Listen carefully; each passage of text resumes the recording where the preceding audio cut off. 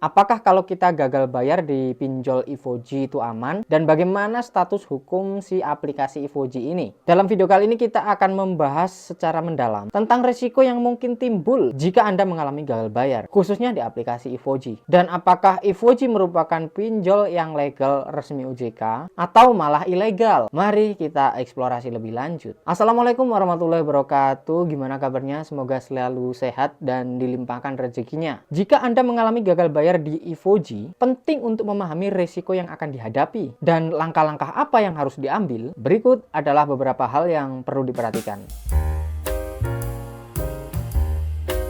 Tetap tenang dan jangan panik. Kecemasan dan kepanikan hanya akan memperburuk keadaan dan mengganggu aktivitas kalian. Jika kalian terlalu khawatir, kalian mungkin akan merasa kesulitan dalam menyelesaikan masalah pekerjaan dan aktivitas lainnya. Cobalah untuk mengatasi masalah ini dengan kepala dingin, agar Anda bisa berpikir secara rasional dan mengambil langkah-langkah yang tepat. Lalu yang kedua, memahami status hukum Ivoji itu sendiri. Salah satu hal yang penting untuk dipahami adalah status hukum dari pinjaman online yang teman-teman gunakan. Yang kita bahas di sini adalah Ivoji. Jika terdaftar di OJK, maka harus mematuhi aturan yang berlaku. Pinjaman online yang terdaftar dalam Otoritas Jasa Keuangan tidak memiliki hak untuk menyebarluaskan data pribadi kita atau bahkan mengambil barang berharga dari yang kita punya tanpa keputusan hukum yang sah. Ini berarti mereka tidak boleh menggunakan kekerasan fisik atau verbal dalam menagih hutang.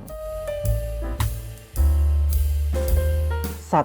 Perlindungan dari tindakan kekerasan. Pinjaman online yang terdaftar secara legal tidak diperbolehkan untuk melakukan tindakan kekerasan atau bahkan ancaman terhadap debitur. Anda tidak perlu khawatir akan mengalami intimidasi fisik atau verbal. Segala bentuk kekerasan atau pemaksaan untuk mengambil barang berharga secara paksa merupakan pelanggaran hukum. Yang kedua, potensi masalah dengan debt collector. Meskipun saat ini Ivoji belum menggunakan DC lapangan, ada kemungkinan hal ini berubah di masa depan. OJK menyarankan agar semua proses pinjaman dan pembayaran dilakukan secara online. Untuk apa? Ya untuk menghindari risiko. Jika Anda dihubungi oleh DC, sebaiknya lakukan pembayaran melalui virtual account yang resmi, yaitu yang ada di aplikasi ataupun website, bukan langsung membayar kepada DC. Hal ini penting karena untuk menghindari penipuan yang mana sering terjadi di mana DC dapat memberikan virtual account palsu. 3. Langkah-langkah yang bisa diambil jika menghadapi masalah. Pertama, verifikasi kontak dan proses pembayaran. Jika teman-teman dihubungi oleh pihak yang mengaku sebagai DC, pastikan dulu untuk memverifikasi nomor teleponnya. Samakan dengan yang ada di aplikasi, apakah sama. Ini untuk memastikan apakah Anda tidak terjebak dalam penipuan. Yang kedua, fokus pada penyelesaian masalah. Jika Anda belum mampu membayar hutang, lebih baik fokus pada kegiatan yang dapat meningkatkan income Anda.